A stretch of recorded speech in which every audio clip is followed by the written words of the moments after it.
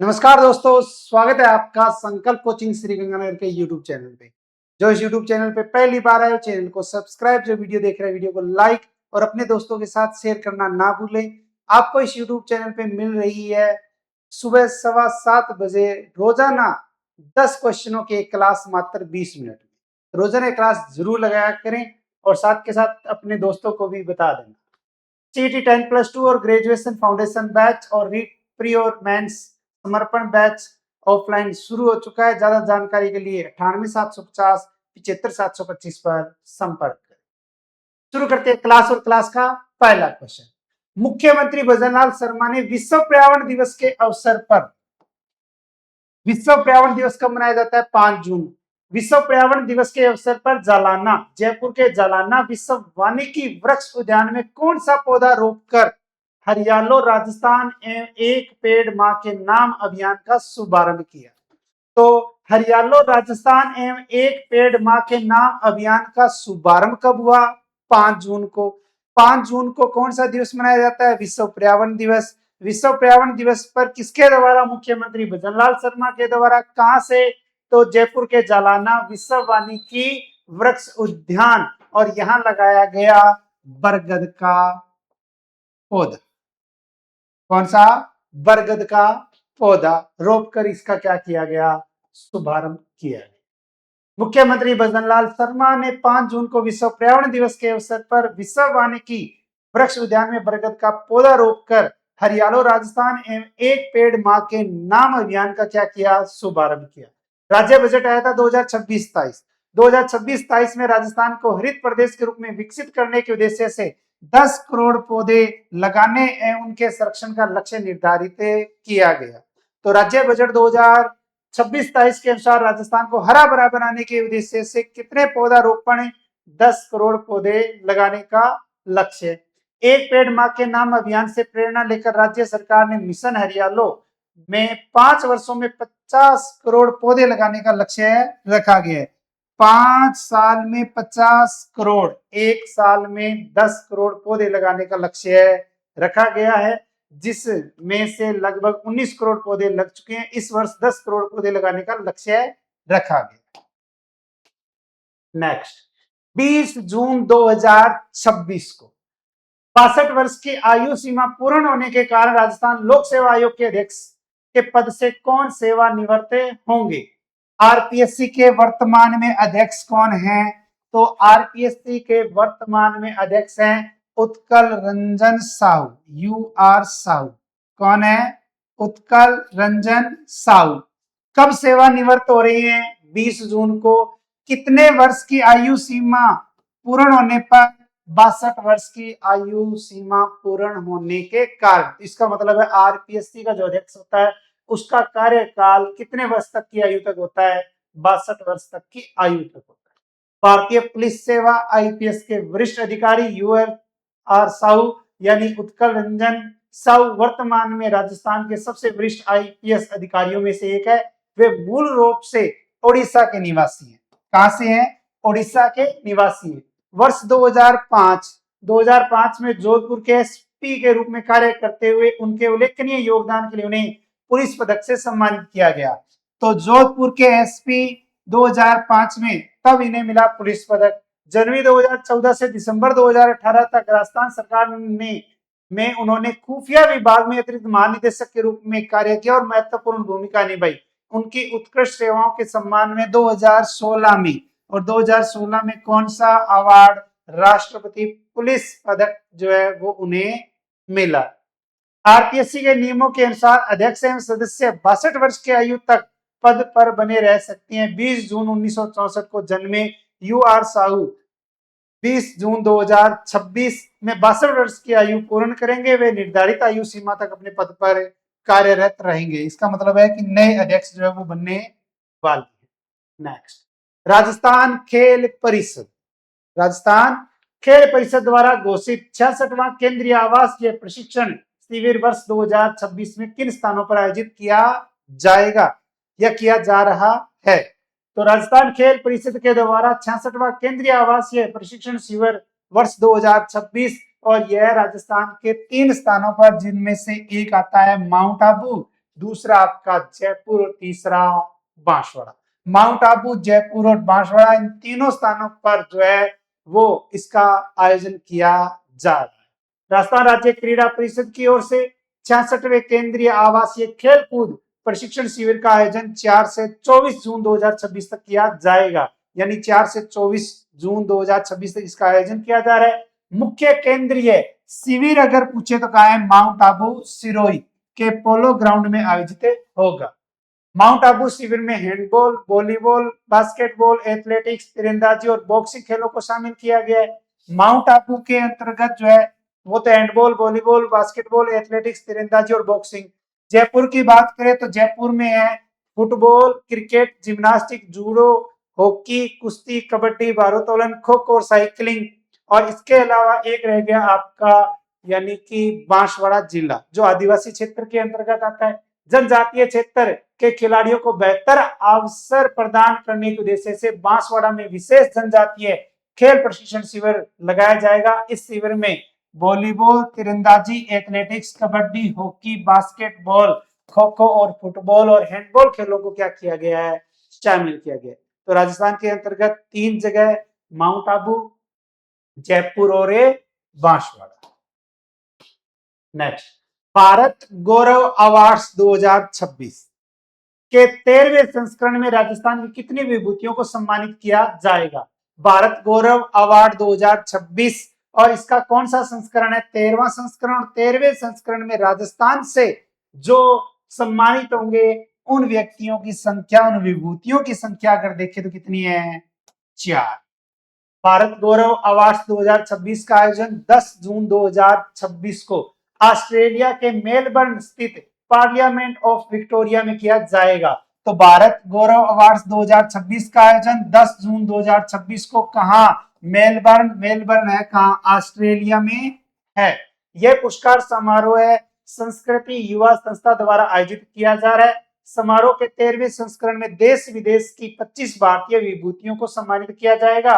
और राजस्थान की कितनी विभूतियां? 4 विभूतियों को भारत गौरव अलंकरण से सम्मानित किया जाएगा। कौन कौन से हैं राजस्थान से सम्मानित होने वाले व्यक्तियों में से? अगर देखें, समर हर्षवाल, योगाचार्य बलराम और पद्मश्री से सम्मानित पाबूदान प्रजापत और प्रवीण शर्मा।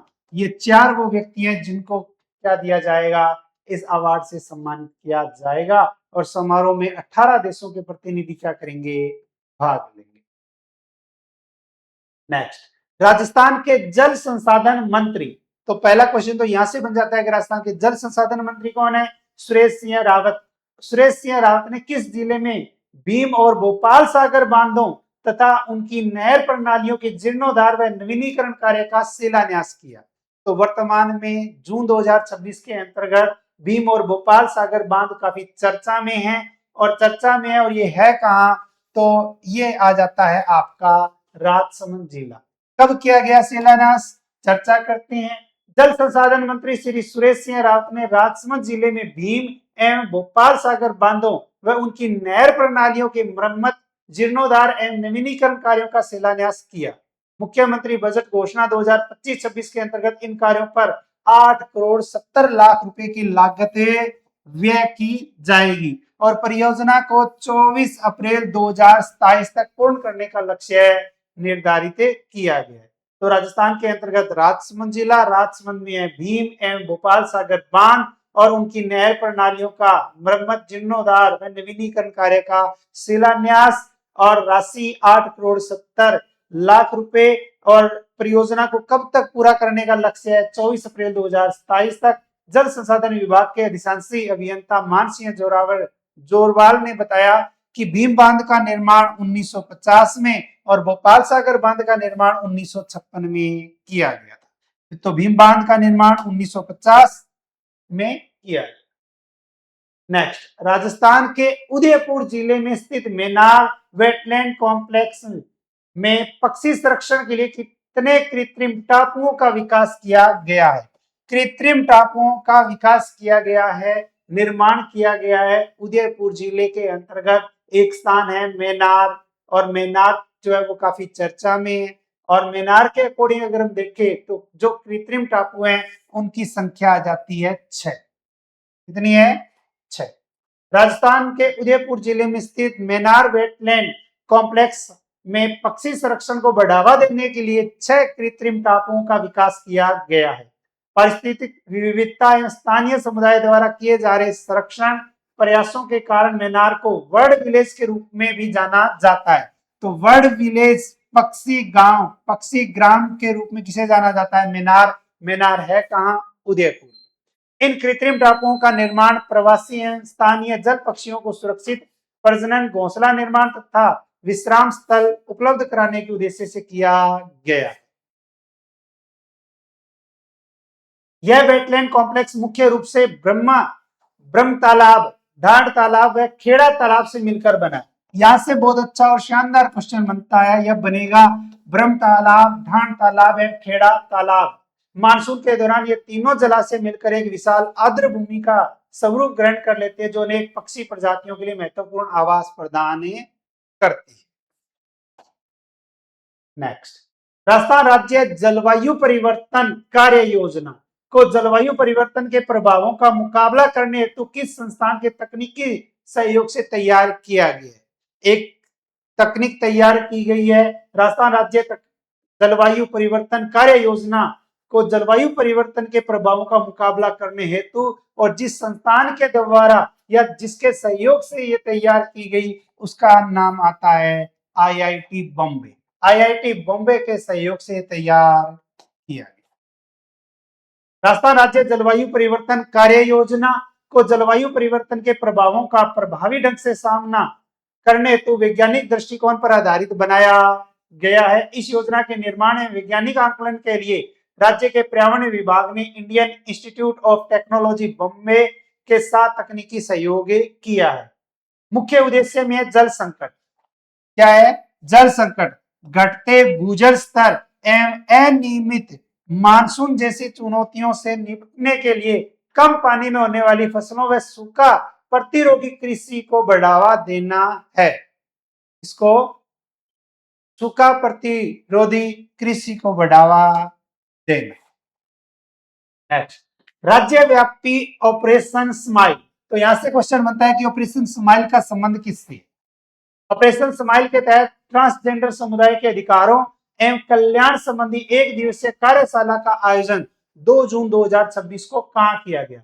2 जून 2026 को एक दिवसीय कार्यशाला का आयोजन ट्रांसजेंडर समुदाय के अधिकार व कल्याण संबंधी, और ये किसके तहत है? ऑपरेशन स्माइल के तहत। और ये अगर हम देखें तो किया गया जयपुर। राजस्थान पुलिस मुख्यालय के निर्देशानुसार पुलिस आयुक्त जयपुर के निर्देशन में राज्यव्यापी ऑपरेशन स्माइल के तहत 2 जून 2026 को राजस्थान पुलिस अकादमी के ऑडिटोरियम में ट्रांसजेंडर समुदाय के अधिकारों एवं कल्याण विषयक एक दिवसीय कार्यशाला का आयोजन किया गया। इस कार्यशाला का मुख्य उद्देश्य ट्रांसजेंडर समुदाय को उनके संवैधानिक एवं कानूनी अधिकारों के प्रति जागरूक करना तथा थाना स्तर पर नियुक्त नोडल पुलिस अधिकारियों को इस समुदाय के प्रति संवेदनशील बनाना था। ऑपरेशन स्माइल राजस्थान पुलिस की एक विशेष पहल है जिसका उद्देश्य ट्रांसजेंडर समुदाय को उनके अधिकारों के प्रति जागरूक कर उन्हें समाज की मुख्य धारा से जोड़ना है और उनके प्रति सकारात्मक एवं समावेशी वातावरण का निर्माण करना है। इस अभियान के अंतर्गत राज्य के सभी जिलों के पुलिस थानों में प्रत्येक माह 10 से 12 तारीख तक विभिन्न जागरूकता एवं संवाद कार्यक्रम आयोजित किए जाते हैं। बहुत ही अच्छा और इंपॉर्टेंट क्वेश्चन बनता है। नेक्स्ट, हाड़ौती क्षेत्र कोटा बूंदी बारां झालावाड़ के पहले ग्रीनफील्ड हवाई अड्डे के निर्माण कार्य को पूरा करने का लक्ष्य कब तक निर्धारित किया गया? तो राजस्थान में हाड़ौती क्षेत्र का पहला ग्रीनफील्ड हवाई अड्डा और इसके निर्माण का जो लक्ष्य रखा गया है वो लक्ष्य रखा गया है दिसंबर 2027। दिसंबर 2027। ठीक है, ये एक ही बात है यहाँ।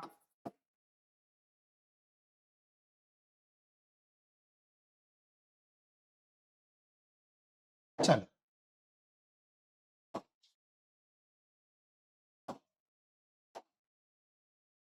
हाड़ौती क्षेत्र के पहले ग्रीनफील्ड हवाई अड्डे कोटा बूंदी एयरपोर्ट का निर्माण कार्य दिसंबर 2027 तक पूरा करने का लक्ष्य निर्धारित किया गया। समय सीमा अक्टूबर 2027 तक रनवे का संचालन प्रारंभ करने और दिसंबर 2027 में नियमित व्यावसायिक उड़ानें शुरू करने का लक्ष्य रखा गया।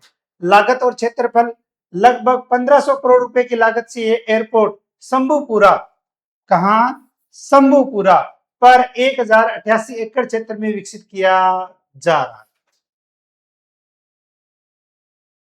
मुख्य विशेषताएं, एयरपोर्ट में 3.2 किलोमीटर लंबा रनवे तथा 20,000 वर्ग मीटर क्षेत्रफल की आधुनिक टर्मिनल भवन का निर्माण किया जा रहा है। यह परियोजना हड़ौती क्षेत्र की हवाई कनेक्टिविटी को सुदृढ़ करेगी तथा पर्यटन, व्यापार और औद्योगिक विकास को नई गति वो प्रदान करेगी।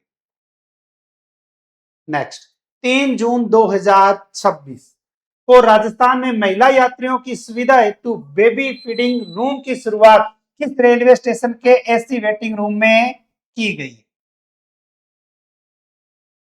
तब 3 जून 2026 को किनके लिए? महिला यात्रियों की सुविधा के लिए बेबी फीडिंग रूम, और ये की गई है जोधपुर रेलवे स्टेशन। कहां? Jodhpur railway station. महिला यात्रियों की सुविधा के लिए राजस्थान में जोधपुर रेलवे स्टेशन के एसी वेटिंग रूम में बेबी फीडिंग रूम वात्सल्य कक्ष की शुरुआत की गई। इसके अतिरिक्त जयपुर जंक्शन के प्रतीक्षालय में भी, एक तो जयपुर में और दूसरा वर्तमान में कहा, जोधपुर में, दोनों जगह शिशुओं और उनकी माताओं के लिए एक विशेष बेबी फीडिंग कॉर्नर स्थापित किया गया है। इन वात्सल्य कक्षों का मुख्य उद्देश्य यात्रा करने वाली माताओं को अपने शिशुओं को स्तनपान कराने हेतु सुरक्षित, स्वच्छ, आरामदायक और निजी वातावरण उपलब्ध कराना है। यह पहल रेलवे स्टेशनों पर महिला यात्रियों एवं नवजात शिशुओं की आवश्यकताओं को ध्यान में रखते हुए की गई है, जिससे माताओं को यात्रा के दौरान बेहतर सुविधाएं प्राप्त हो सके। पूर्व में पूछा गया क्वेश्चन, शनिवार को आपसे एक क्वेश्चन पूछा गया था, मुख्यमंत्री भजनलाल शर्मा ने एक पेड़ मां के नाम अभियान एवं हरियालो राजस्थान 2026 का राज्य स्तरीय शुभारंभ कब किया? ये क्लास के अंतर्गत हमने पहले चर्चा कर ली और इसका right answer 5 June 2026। Question for you के तहत आपके लिए क्वेश्चन है जिसका आंसर आपको मेन कमेंट पे बॉक्स में देना है, और क्लास कैसे लगी है ये भी जरूर बताना, और रोजाना क्लास जरूर लगाया। मस्कुलर डिस्ट्रोफी से ग्रसित 15 वर्षीय गर्वित रेवाड़ को किस जिले का एक दिन का सांकेतिक जिला कलेक्टर बनाया गया? इस क्वेश्चन का आंसर आपको मेन कमेंट बॉक्स में देना है।